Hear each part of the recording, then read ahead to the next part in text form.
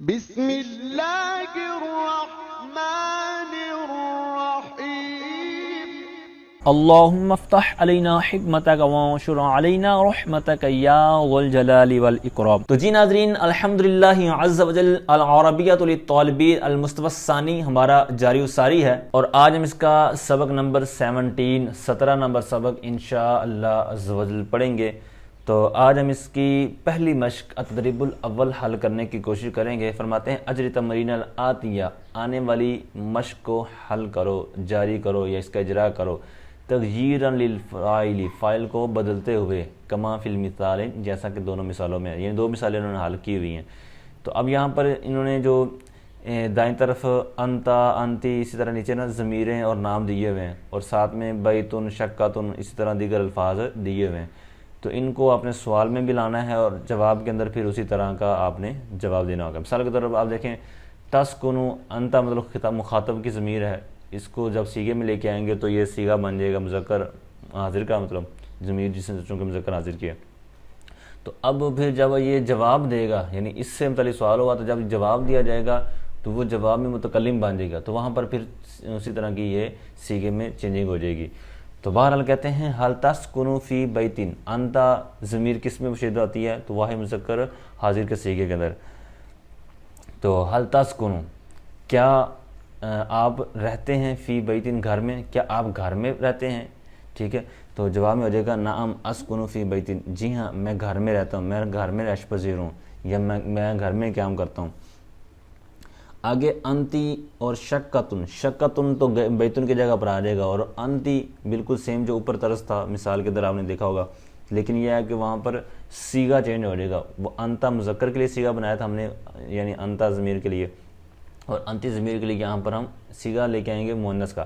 اب یہاں پر آپ تسکنو سے بھی لے کر آ سکتے ہیں، اور یہاں پر تقومو سے بھی لے کر آ سکتے ہیں، تو لہٰذا انہوں نے چینج کر کے ہمیں دکھایا، تو معنی وہی ہے جو آپ نے پہلے سیکھ لیا ہے۔ تو کہتے ہیں حال تقیمین فی شقتن، یہ تقیمین یہ واحد مؤنث حاضر کا صیغہ، تو اس کے اندر جو ضمیر ہے وہ انتی ہے، تو لہٰذا یہ آپ امید کرتا ہوں سمجھ گئے ہوں گے۔ اور شقتن جو ہے یہ فلیٹ کے معنی میں ابھی سبق کے اندر آپ نے پڑھ لیا۔ تو کہتے ہیں کہ کیا، عورت کے لیے سوال ہے، کیا آپ فلیٹ میں رہتی ہیں؟ ٹھیک ہے، اور اگر واحد کا ترجمہ کرنا چاہیں تو وہ بھی کر سکتے ہیں، لیکن یہ بہتر یہ ہے کہ ادب و ادا والا ترجمہ ہو، کیونکہ یہ ایک باقاعدہ لغت پڑھ رہے ہیں، باقاعدہ صرف ہم جناب عربی لینگویج جو عربی لغت ہے یا عربی گرامر ہے تو اس کے حساب سے ترجمہ نہیں کر رہے، بلکہ اس کے حساب سے بھی ساتھ ہم نے رعایت کرنی ہے، اور ساتھ میں جو ہے ادب و اداب کا بھی۔ تو لہٰذا یوں بھی کر سکتے ہیں کہ کیا تو فلیٹ میں رہتی ہے، لیکن بہتر یہ ہے کہ کیا آپ فلیٹ میں رہتی ہیں؟ تو کیا جواب ہو گیا نعم اقیم فی شقتن، کہتے ہیں وہ کہتی ہے جواب میں جی ہاں میں فلیٹ میں رہائش پذیر ہوں، میں فلیٹ میں رہتی ہوں۔ آگے انتما، جس سیغے کے اندر ضمیر ہوتی ہے وہ سیغہ استعمال کرنا ہے، اور پھر حیٌ اور المطار، حج آپ معنی پہلے پڑھ چکے ہیں اس کے 3-4 معنی، اور المطار کہتے ہیں کہ ایئرپورٹ کو، تو ایئرپورٹ کا علاقہ یا ایئرپورٹ کے قریب یا ایئرپورٹ کا ایریا، ٹھیک ہے۔ تو سوال کو ہو جائے گا حل تسکنانی فی حج المطاری، کیا آپ ایئرپورٹ کے علاقے میں رہائش پذیر ہیں؟ ٹھیک ہے، دو کے والے سے سوال ہو رہا ہے کہ آپ دونوں ایئرپورٹ کے علاقے میں یا ایئرپورٹ کے ایریے میں رہائش پذیر ہیں؟ تو وہ کہتے ہیں نعم۔ اب یہ دیکھیں دو سامنے دو جن سے سوال ہو رہا تھا، تو جب وہ اپنے بارے میں جواب دیں گے تو وہ متکلم بن جائیں گے، تو اب سیغہ یہاں پر چینج ہو جائے گا نعم نسکن فی حج المطاری، جی ہاں ہم ایئرپورٹ کے ایریے میں رہتے ہیں۔ آگے انتم، جس سیغے کے اندر ضمیر ہوتی ہے وہ سیغہ آپ نے استعمال کرنا ہے۔ حج کا معنی وہی آپ نے جو پہلے پڑھ لیا، اور الجامعہ کا معنی بھی آپ نے سبق کے اندر پڑھا تھا، یونیورسٹی کا علاقہ، یونیورسٹی کا ایریا، ٹھیک ہے، یونیورسٹی کے قریب یا یونیورسٹی کے پاس یا اس کے پڑوس میں، جو بھی معنی کرنا چاہیں۔ تو انتم یہ جمع مذکر حاضر کی ضمیر ہے، تو یہاں مخاطب کی، اور پھر یہاں پر سیغہ بھی اسی طرح مخاطب کا آ جائے گا جمع مذکر کا۔ تو کیا سوال ہو جائے گا حل تسکنون، تسکنانی اوپر تسنیہ تھا تو اسی سے جمع بنانا ہے، حل تسکنون فی حج الجامعہ، کیا آپ یونیورسٹی کے قریب رہتے ہیں؟ تو جواب آ جائے گا نعم، ٹھیک ہے۔ تو اب یہاں پر نعم کے ذریعے جواب دیا جا رہا ہے، تو آپ لا کے ذریعے بھی جواب دے سکتے ہیں، یعنی نفی بھی کر سکتے ہیں، ٹھیک ہے۔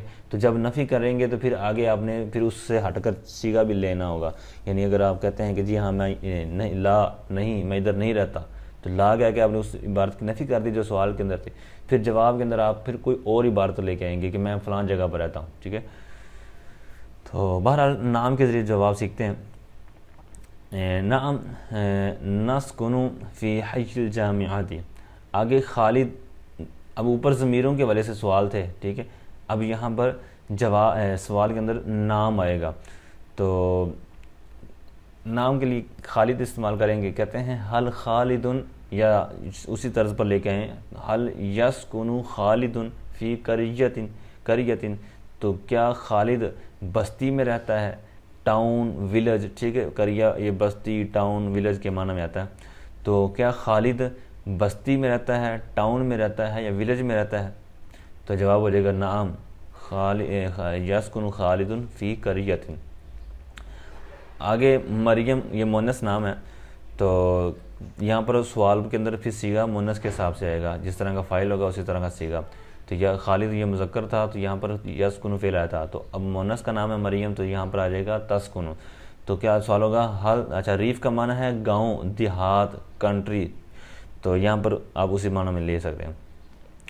تو کہتے ہیں حل تسکن مریم فی ریف، اب یہ مریم غیر منصرف ہے تو اس کے اوپر تنوین نہیں آئے گی، ٹھیک ہے، تو حل تسکن مریم فی ریف، کیا مریم گاؤں میں رہتی ہے، دیہات میں رہتی ہے؟ تو یہاں پر جواب میں آ جائے گا نعم نعم تسکن مریم فی ریف۔ آگے الاستاذ، استاذ یہ میل ٹیچر، ٹھیک ہے، اور حی السوق اس کا معنی آپ پہلے پڑھ چکے ہیں، مارکیٹ کے قریب، مارکیٹ کا علاقہ، مارکیٹ کا محلہ۔ تو بہرحال کہتے ہیں حل الاستاذ یسکن فی حی السوق، اب اس کو اس طرز پر بھی کر سکتے ہیں، ٹھیک ہے، یعنی حل الاستاذ یسکن، اور اس کو اب فعل مضارع کا جو صیغہ ہے فعل تو اس کو پہلے لا کر اور الاستاذ کو بعد میں لا کر اس طرح بھی کر سکتے ہیں جس طرح کے پیچھے آپ کر چکے ہیں، تو دونوں طریقے آپ کے پاس موجود ہیں۔ تو جواب آ جائے گا نعم الاستاذ یسکن فی حی السوق، یہ بھی ٹھیک ہے، اور اس طرح بھی کر سکتے ہیں نعم یسکن الاستاذ فی حی السوق۔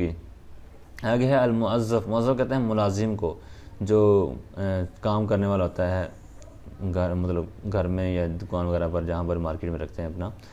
تو بالادن یہ شہر کے لیے بھی آتا ہے، ملک کے لیے بھی آتا ہے، اور غیر اسلامی یہ غیر اسلامی یعنی غیر اسلامی ممالک، غیر اسلامی ملک یا ممالک۔ تو کہتے ہیں حل الموظف یسکن فی بالد غیر اسلامی، کیا ملازم یا کام کرنے والا ورکر جو ہے وہ غیر اسلامی ممالک میں رہتا ہے؟ تو جواب کے اندر آ جائے گا نعم ہوا یا نعم الموظف یسکن فی بالدن غیر اسلامی۔ آگے صدیقو کا، صدیقن کہتے ہیں دوست کو، اور کاف ضمیر یہ ساتھ مذکر مخاطب کی ہے، بالدن اسلامی، بالدن شہر یا ملک، اور اسلامی یہ اسلامی یعنی اسلامی ممالک یا اسلامی ملک۔ اچھا یہاں پر تھوڑی سی چینجنگ آئے گی جواب کے اندر کہ مخاطب کی جو ضمیر سوال کے اندر ہے تو یہ جب وہ اپنے بارے میں جواب دے گا تو وہ متکلم کی ضمیر ہو جائے گی صدیق ہی یعنی یا ضمیر۔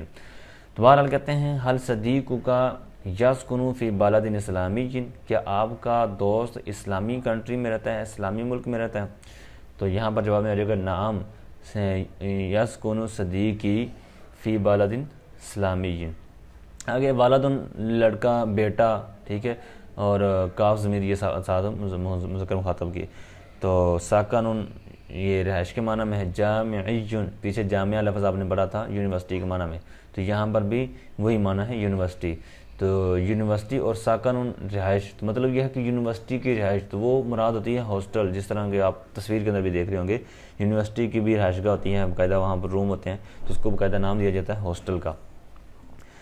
تو کہتے ہیں حل یسکن والدک فی ساکن جامعی، کیا آپ کا بیٹا، کیا آپ کا لڑکا یونیورسٹی ہاسٹل میں رہتا ہے؟